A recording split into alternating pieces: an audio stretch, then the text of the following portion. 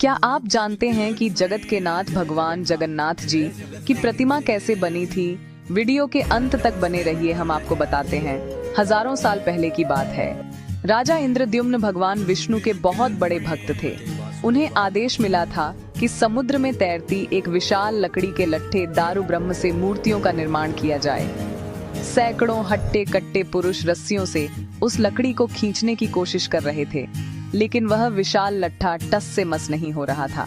उन्होंने पूरी श्रद्धा के साथ उस पवित्र लकड़ी को स्पर्श किया। अचानक एक चमत्कार हुआ, जो राजा के छूते ही रुई की तरह हल्की हो गई। फूलों से सजी एक भव्य शोभा यात्रा में मंदिर की ओर ले जाया गया। आकाश से देवताओं ने फूलों की वर्षा की।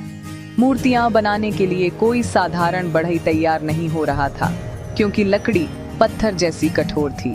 तभी दरबार में एक रहस्यमयी बूढ़ा बढ़ई आया। उसकी लंबी सफेद दाढ़ी थी और आंखों में एक दिव्य चमक थी।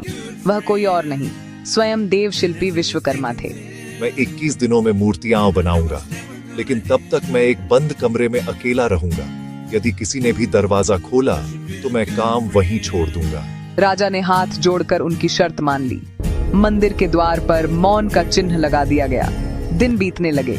कमरे के अंदर से छैनी और हथौड़ी की दिव्य आवाजें आती थीं। राजा और रानी गुंडिचा रोज बाहर खड़े होकर इंतजार करते। 14 दिन बीत गए, लेकिन 15वें दिन अचानक अंदर से आ रही आवाजें बंद हो गईं।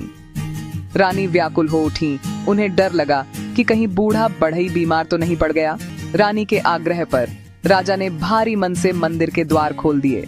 दरवाजा खुलते ही पूरा कमरा दिव्य धुएं और रोशनी से भर गया, लेकिन वहां न तो वह बूढ़ा बढ़ई था और न ही कोई औजार। सामने 3 अधूरी लकड़ी की मूर्तियां थीं, जगन्नाथ, बलभद्र और सुभद्रा। उनके बड़े बड़े गोल नेत्र थे, लेकिन उनके हाथ और पैर नहीं बने थे। राजा इंद्रद्युम्न अपने घुटनों पर गिर पड़े और पश्चाताप में रोने लगे कि उनकी वजह से भगवान का रूप अधूरा रह गया। तभी एक आकाशवाणी हुई, या राजा को अनुभव हुआ कि भगवान इसी रूप में रहना चाहते हैं।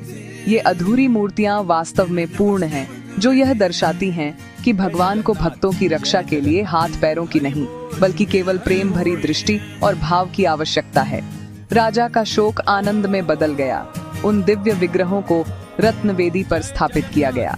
मंदिर के शिखर पर सुदर्शन चक्र स्थापित हुआ और पूरी नगरी जय जगन्नाथ के नारों से गूंज उठी। आज भी सदियों बाद भगवान जगन्नाथ उसी रूप में अपने भक्तों को दर्शन देते हैं। वीडियो को लाइक करें, सब्सक्राइब करें और कमेंट में जय जगन्नाथ जरूर लिखें।